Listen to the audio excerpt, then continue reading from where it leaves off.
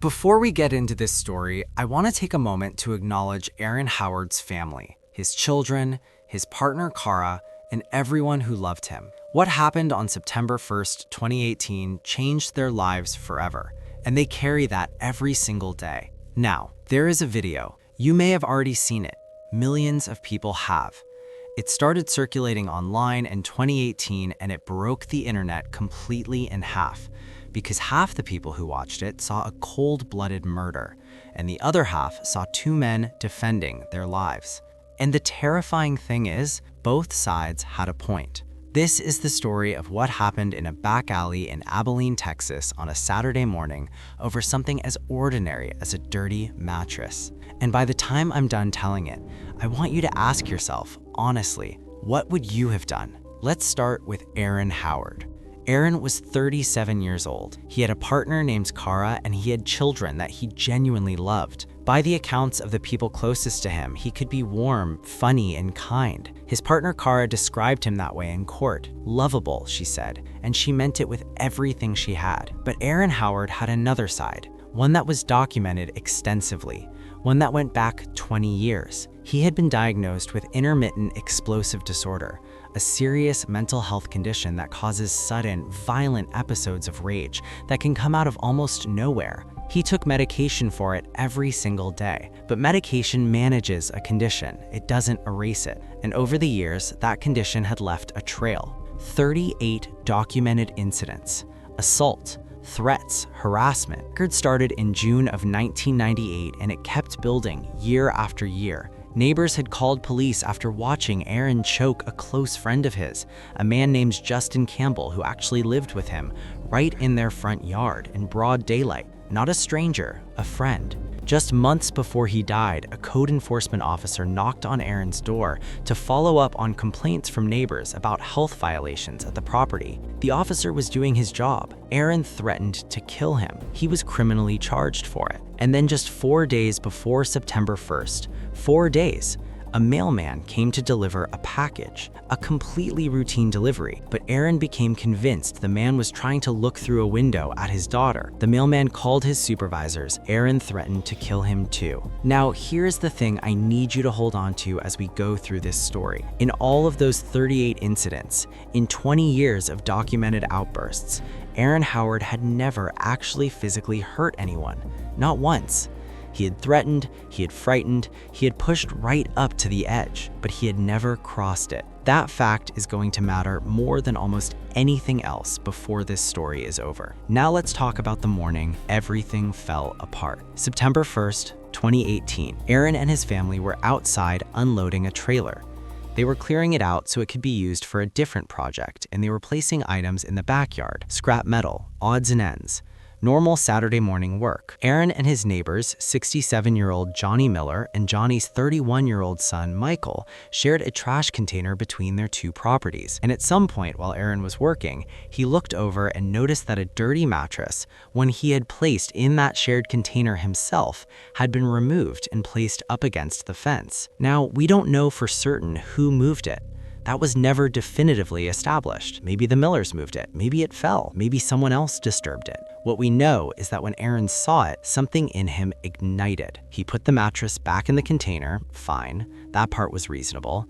But then he didn't stop. He started shouting, loud, angry, directed across the yard at the Miller house while the Millers were still inside. A full, furious confrontation aimed at people who, as far as anyone could establish, had never had a single serious interaction with Aaron before that morning. No history. No bad blood. They were just neighbors. Johnnie Miller stepped outside. He was holding a Glock-style handgun. Then his son Michael stepped out behind him. Michael was carrying a shotgun. Aaron Howard was holding a baseball bat. I need you to stop right there for a second and really sit with what just happened. Before any physical contact was made, before anyone swung anything or grabbed anyone, the Millers came outside to face a shouting neighbor, and they came outside armed, both of them, ready for whatever this was about to become. Aaron's children were watching from the windows of the house. Some of his family were sitting in a nearby car. His friend, Justin Campbell, was standing in the alley.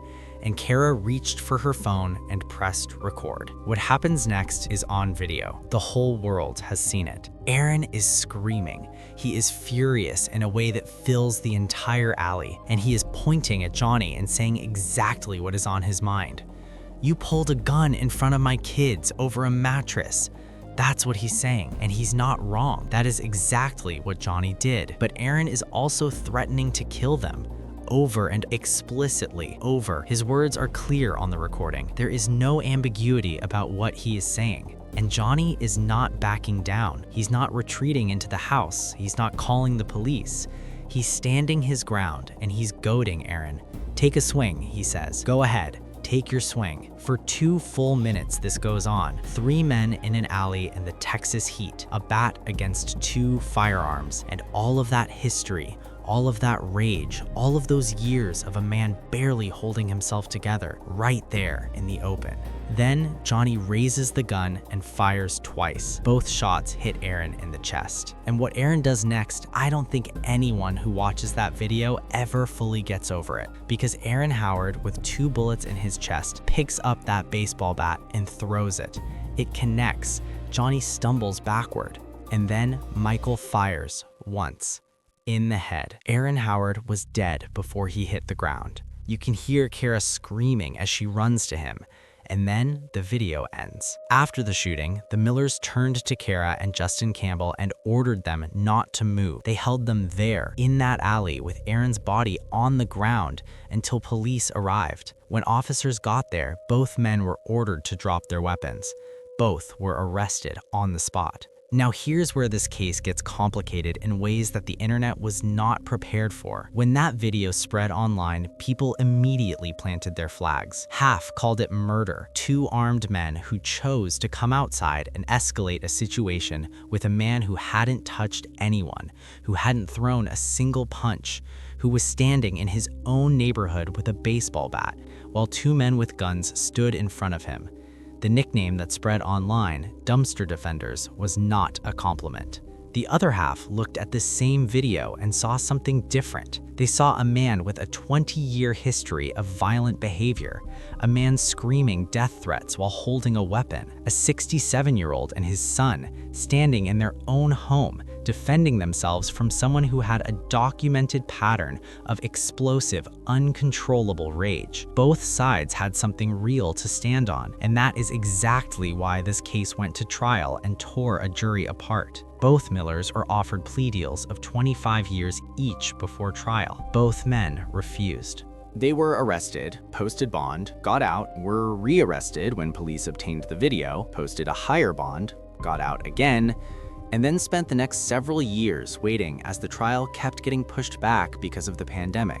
By the time the case finally opened at the Taylor County Courthouse in January 2023, it had been more than 4 years since Aaron Howard died. The testimony that came out of that courtroom painted 2 completely different pictures of the same man, and listening to them side by side was one of the most uncomfortable things you can imagine. A neighbor who lived near Aaron took the stand and told the jury that she personally witnessed him drag Kara by her hair and slam her onto the ground. She called him a threat.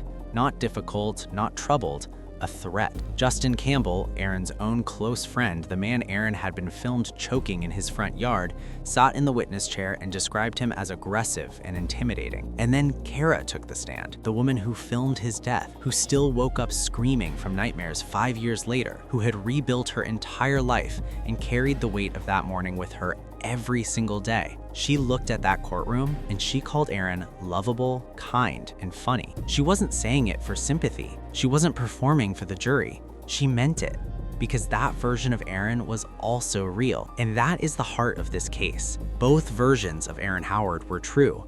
The man his neighbor feared and the man Kara loved were not 2 different people. They were the same person. And that is something the law is not built to hold. The prosecutor, Aaron Stamey, made the argument that cut through everything else. Yes, Aaron was volatile. Yes, he had a history. But in 38 documented incidents across 20 years, Aaron Howard had never physically harmed anyone. He had taken his medication that morning.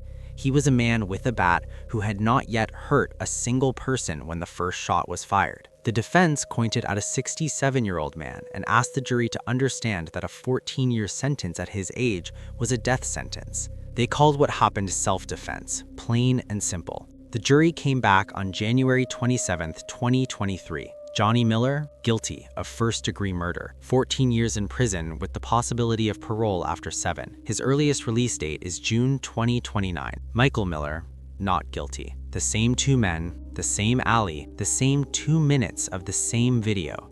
And the law reached 2 completely different conclusions about what each of them did. Now, I want you to sit with this before we close. Aaron Howard was not an innocent man by any legal definition. His record was long and it was real. His condition was serious. His threats that morning were explicit and on camera. He was armed. But Aaron Howard was also a father, a man standing in front of his own home, shot 3 times by 2 men who made the choice to walk outside armed before the first word was spoken between them in that alley. Johnnie Miller is in prison. Michael Miller is free.